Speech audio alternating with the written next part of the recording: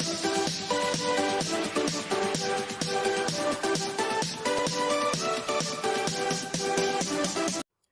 my dear students, this is Swati Chawla. Welcome to my series for CBSE Class 12 Computer Science with Python.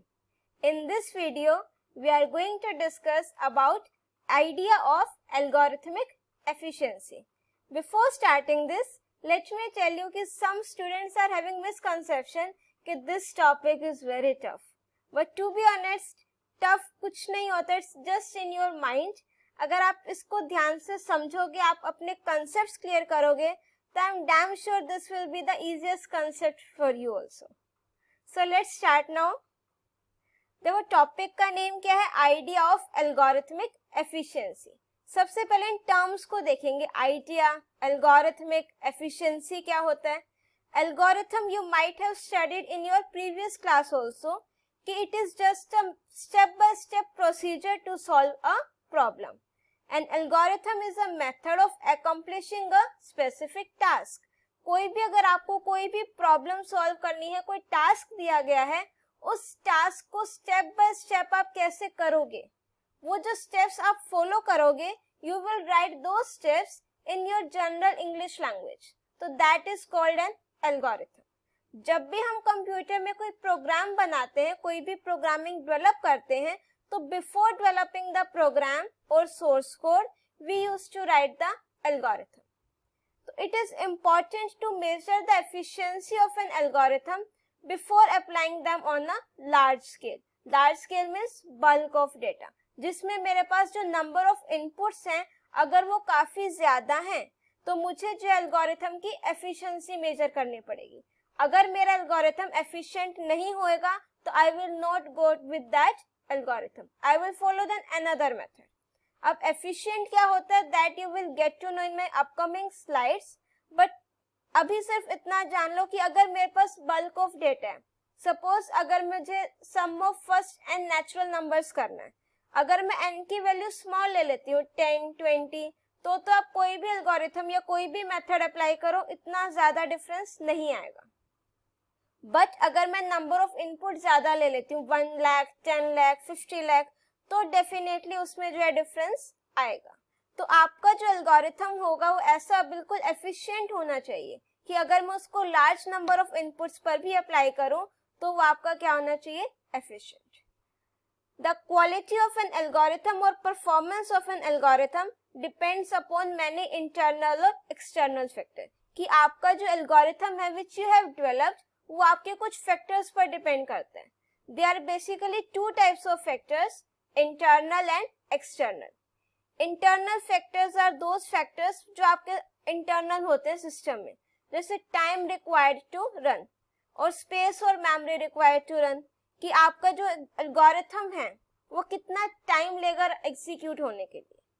और space और memory required to run, that means कि आपका जो algorithm है वो कितनी memory लेगा उसको स्टोर कराने के लिए. This is your internal factor. और एक्सटर्नल फैक्टर्स है कि size of input to the algorithm, कि आपने जो एल्गोरिथम बनाया है आप उसमें इनपुट साइज क्या दे रहे हो. Next, speed of computer on which it is run, ये सारे आपके एक्सटर्नल फैक्टर हैं. नेक्स्ट है क्वालिटी ऑफ द कंप्यूटर. जो आपके सिस्टम के एक्सटर्नल फैक्टर्स हैं उनको हम कंट्रोल कर सकते हैं टू द सम एक्सटेंट. कि स्पीड ऑफ कंप्यूटर हम कंट्रोल कर सकते हैं. अगर मैं अपना सिस्टम ऐसा लूं जिसकी रैम ज्यादा हो, प्रोसेसर हाई हो, तो इसको हम कंट्रोल कर सकते हैं. Size of input to the algorithm, this is also again in your hand, कि अगर आप अपना एल्गोरिथम एग्जीक्यूट कर रहे हैं, इट डिपेंड्स ऑन यू कि आप साइज कितना ले रहे हैं. Next, quality of the computer, this is also an external factor. तो ये आपके कुछ to some extent these are in your hand. But जो इंटरनल फैक्टर्स हैं, we will focus on that is time required to run and space to be stored.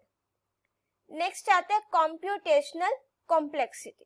अब अगर आप इस वर्ड को ब्रेक करो two way, computational and then complexity, तो computation का मतलब क्या होता है, it involves the problems to be solved and algorithm to solve them.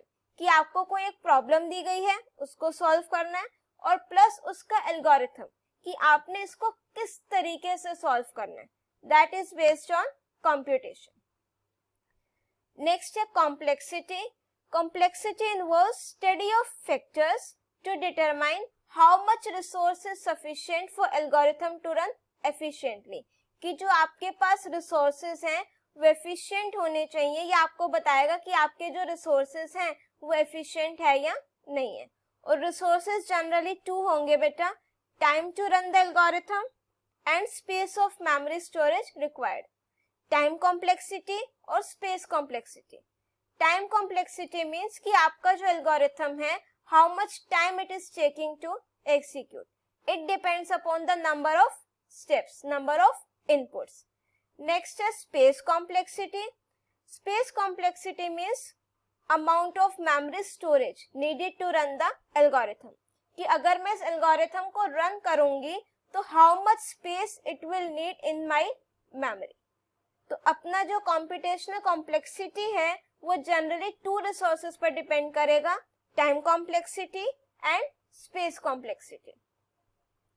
अब देखो, जब भी अगर आप ये कहीं से रीड आउट करोगे चैप्टर फ्रॉम योर बुक, और आगे भी जो स्लाइड में हम कवर करेंगे, उसमें टू जो टर्म्स हैं, इफेक्टिवनेस और एफिशिएंसी, इसमें आपने दोनों टर्म्स में कंफ्यूज नहीं होना है। Don't get confuse between these two terms. Effectiveness क्या होता है? इट मीन्स कि algorithm carries out it's intended function correctly, कि मेरा जो भी एल्गोरिथम है उसने जो प्रॉब्लम सॉल्व करनी है that part it is doing correctly, but doesn't matter कि वो कितना टाइम ले रहा है, कितना स्पेस ले रहा है, वो इसमें मैटर नहीं करता है। इफेक्टिवनेस क्या कहता है कि मेरा एल्गोरिथम तभी इफेक्टिव होगा अगर वो दिए गए टास्क को करेक्टली परफॉर्म कर रहा है। बट अगर मैं कहूँ एफिशिएंसी, कि मेरा एल्गोरिथम एफिशिएंट भी हो, तो it means algorithm should be correct with the best possible performance, कि जो मेरा एल्गोरिथम है वो मेरा आउटपुट भी करेक्ट दे, मीन्स जो टास्क उसे दिया गया है वो भी परफॉर्म करे, और इन अ बेस्ट पॉसिबल परफॉर्मेंस, कि टाइम और स्पेस कॉम्प्लेक्सिटी को ध्यान में रखकर फिर वो एल्गोरिथम डेवलप किया जाए। तो अगर मैं आपसे पूछूं कि आपका एल्गोरिथम इफेक्टिव होना चाहिए या एफिशिएंट होना चाहिए, तो क्या आंसर होगा बेटा? एफिशिएंट होना चाहिए। इफेक्टिव मीन्स कि तो वो एल्गोरिथम बस काम कर रहा है, करेक्टली कर रहा है, नो डाउट, बट वो मेरा टाइम ज्यादा ले रहा है, स्पेस ज्यादा ले रहा है।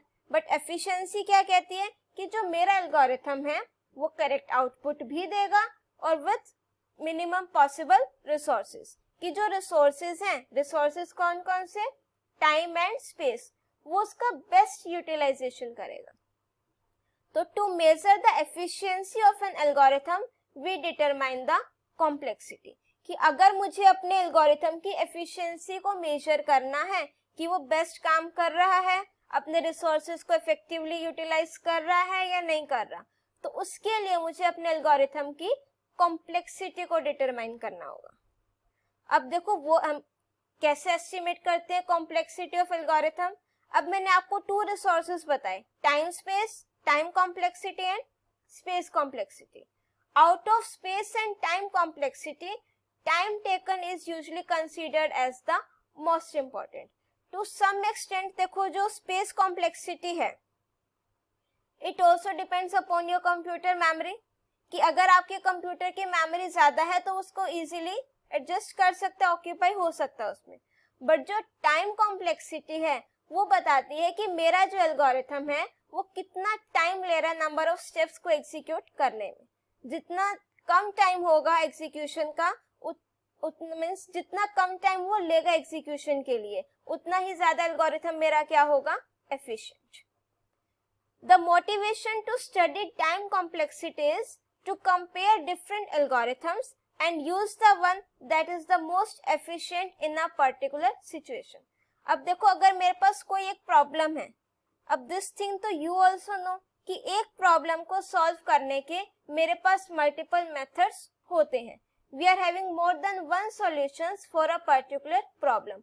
अब suppose I am having one problem कि suppose to find the sum of square of first and natural number. अब इसको करने के मेरे पास 2 or 3 मेथड्स हैं। Using for loop we can do, using functions, using recursion, ठीक है। बट इनमें से मोस्ट एफिशिएंट कौन सा है ये कैसे पता लगाएं? उसके लिए हम क्या फाइंड आउट करते हैं? उस एल्गोरिथम की complexity. I will give an example also. इस वीडियो को एंड तक देखना. I will show practically also कि मेरा कौन सा मेथड कितना टाइम ले रहा है. How to see that. अब देखो मैंने अपना एक प्रॉब्लम क्या ली कि sum of n natural numbers मुझे फाइंड आउट करना है.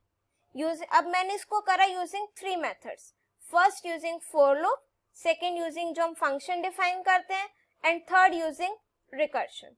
अब मैंने क्या किया, एक मेरे पास मॉड्यूल होता है बेटा, टाइम मॉड्यूल. इस टाइम मॉड्यूल में एक टाइम फंक्शन होता है. जैसे मैं टाइम फंक्शन को कॉल करूंगी आपका वो एक टाइमर स्टार्ट कर देता है. जैसे आपकी स्टॉप वॉच होती है कि मैंने यहाँ पर ये टाइमर स्टार्ट कर दिया. तो जैसे मैंने अपना प्रोग्राम स्टार्ट किया, बस यूं लगा लो मैंने अपनी स्टॉप वॉच स्टार्ट कर दी. ये प्रोग्राम एग्जीक्यूट हुआ. उसके बाद जहां तक मेरा वो प्रोग्राम एंड हो गया, मैंने अपनी स्टॉप वॉच को बंद कर दिया. मीन्स टाइम फंक्शन को दोबारा कॉल कर दिया. अब जो एस और ई में मीन्स स्टार्टिंग टाइम और एंडिंग टाइम, अगर मैं माइनस कर दूं तो मेरे पास टोटल टाइम आ जाएगा कि उसने एग्जीक्यूशन के लिए कितना टाइम लिया. यही चीज हमने तीनों में की है. देखो ये मैंने किया using for loop, sum of first and natural numbers. अब मैंने क्या किया, सम इक्वल्स टू 0 से इनिशियलाइज करा. अब n की वैल्यू मैंने थोड़ी क्या ले ली, ज्यादा, क्योंकि अभी हमने डिस्कस किया है कि ये तभी पता लगेगा अगर आपके पास लार्ज नंबर ऑफ डेटा हो. अगर मैं n की वैल्यू 10 ले लूं, 20 ले लूं, वो तो 0.01 मिली सेकेंड में कर लेगा. हमें नहीं आइडिया हो पाएगा कि which one is efficient. So that's why I have taken the value of n as large. तो यहाँ पर मैंने वैल्यू ले ली. अब उसके बाद सम करा और इसको डिस्प्ले कराया. डिस्प्ले देखो कैसे कराया, sum of first and natural numbers, sum की वैल्यू प्रिंट करा दी और टाइम टेकन, और जो टाइम इसने लिया होगा एंडिंग में से स्टार्टिंग टाइम को मैंने क्या कर दिया, माइनस, तो वो टाइम टेकन आ जाएगा. ऐसे ही मैंने इसको सेकेंड एग्जीक्यूट किया using function. Def function define किया, सीरीज फंक्शन, फंक्शन के अंदर वही सब चीज कर दिया और एक इसका एग्जीक्यूट कर दिया. एक मैंने किया बेटा यूजिंग रिकर्शन. रिकर्शन क्या होता है कि जब मेरा एक फंक्शन अपने आप को ही कॉल करता है अगेन एंड अगेन. सो अब यहाँ पर इसने दोबारा से इसी को कॉल करा है तो मैंने इसके लिए भी कर दिया. अब जब मैंने तीनों को एग्जीक्यूट किया तो मुझे ये आउटपुट मिला. जो मेरा फर्स्ट था यूजिंग फॉर लूप, आंसर सभी से सेम आया क्योंकि मैंने सेम वैल्यू ऐड की है. जो फर्स्ट था मेरा यूजिंग फॉर लूप, उसने इतना टाइम लिया 0.986 समथिंग सेकेंड्स. जो यूजिंग फंक्शन था, it has taken time 0.671 seconds. और अगर मैंने उसको रिकर्शन के थ्रू करा तो टाइम टेकन है 0.5 सेकेंड. तो अगर मैं इसको अप्रोक्सीमेट वैल्यू लूं तो 0.5. देखो जो मैंने यूजिंग रिकर्शन करा वो मेथड मेरा क्या है, मोस्ट एफिशिएंट. क्यों बेटा, क्योंकि इसमें जो एग्जीक्यूशन टाइम है वो क्या है आपका सबसे कम. एग्जीक्यूशन टाइम कम है, दैट मीन्स उसने जल्दी एग्जीक्यूट कर लिया. और अगर जल्दी एग्जीक्यूट कर लिया तो दैट मीन्स वो मेरा क्या है, एफिशिएंट है. और जो फर्स्ट वन मैंने किया है यूजिंग फॉर लूप, उसको उसमें टाइम ये आया 0.9 सेकेंड, सबसे ज्यादा टाइम आया. तो यूजिंग फॉर लूप मेरा क्या है, that is the least efficient method. I have written the program here also of that. वही सेम है जिसका भी मैंने आपको स्क्रीनशॉट दिखाया बेटा. अब अगर मैं इसको एग्जीक्यूट करूं तो देखो sum of n natural numbers using for loop, this, इसने इतना टाइम लिया, इसने इतना लिया और इसने इतना लिया. It depends. अब मेरा मेमोरी में ऑलरेडी मैंने इसको पहले एग्जीक्यूट किया था तो ऑलरेडी डेटा था, तो मैं इसको अब क्लोज करके दोबारा एग्जीक्यूट करूं. अब देखो this one is using for loop. ठीक है, अब यूजिंग फंक्शन इसमें कि आपको ये बताएगा कि आपका जो कौन से वाला मेथड है वो कौन सा टाइम कम ले रहा है. तो जो आपका एग्जीक्यूशन टाइम कम लेगा, obviously that will be the most efficient method और algorithm. I hope this much is clear to you now. Let's move on to our next topic, big O notation. Big O notation देखो क्या होती है, it determines the algorithm's growth rate. ये इसकी definition है, but उससे पहले देखते हैं ग्रोथ रेट क्या होती है. growth rate determines the algorithm's performance when its input size grows. कि जब मेरे इनपुट का साइज इंक्रीज होएगा, मींस मैं नंबर ऑफ इनपुट्स ज्यादा दूंगी, तो उस टाइम पर जो है मेरे एल्गोरिथम की परफॉर्मेंस क्या रहेगी, उसको हम किससे डिटरमाइन करते हैं, big O notation. It is a function with a parameter n where n is the size of input to the algorithm. जो आपका बिग ओ नोटेशन रहती है, लेट मी शो यू कैसे लिखते हैं उसको. सपोज मैंने इस तरीके से लिख दिया, जो बिग ओ नोटेशन है, काइंड ऑफ फंक्शन. सपोज मैंने लिख दिया ऑर्डर ऑफ n, तो this is my big O notation. तो it is a function with a parameter n. यहाँ पर आपका क्या होगा, parameter n, where n is the size of input to the algorithm. कि जो हमारा एल्गोरिथम है उसमें हम जो अपना इनपुट साइज क्या दे रहे हैं, तो that is the big O notation. Now see the example.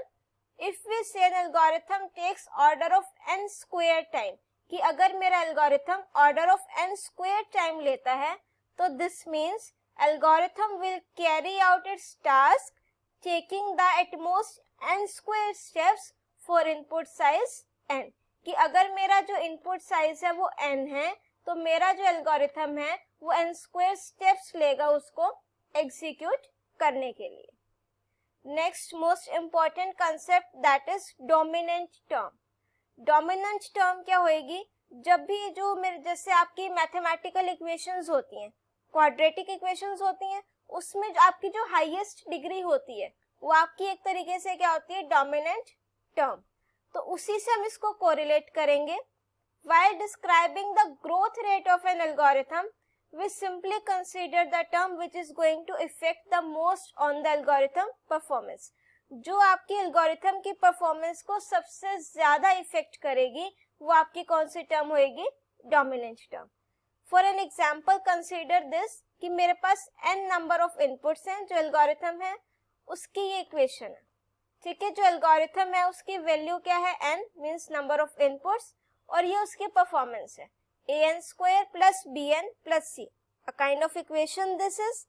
और a, b और c मेरे क्या है, कांस्टेंट. तो we can say that maximum impact on the algorithm's performance will be of the term an square. तो जो maximum effect रहेगा वो किसका रहेगा बेटा, मेरा an स्क्वायर. इसमें से आपकी जो कांस्टेंट टर्म होती है उसको हम हटा देते हैं, उसको हम नहीं कंसीडर करते हैं. तो आपकी जो डोमिनेंट टर्म होएगी, बिग ओ नोटेशन बनेगी, वो क्या बनेगी, ऑर्डर ऑफ n स्क्वायर. तो एक तरीके से आपने देखना है कि आपकी जो हाईएस्ट पावर है वो कौन सी है. इफ इट इज n, तो that means big O notation जो डोमिनेंट टर्म है वो कौन सी होएगी, order of n. If it is n square, तो that means big O notation क्या होगी उसकी, order of n square. So while describing the complexity of algorithm, we can ignore the rest of the terms. Rest of the term is bn and c. जो बाकी की terms होंगे that we will ignore and simply say algorithm has performance order of n square. So ये n square is my dominant term and this order of n square इसको हम क्या बोलते हैं, big O notation. I hope आपको concept clear हो गया होगा. If you like my video, do press the like button. If you are having any doubt, you can write it in the comment section. And if you like my video, do mention in the comment section also. It motivates to do more even for you students.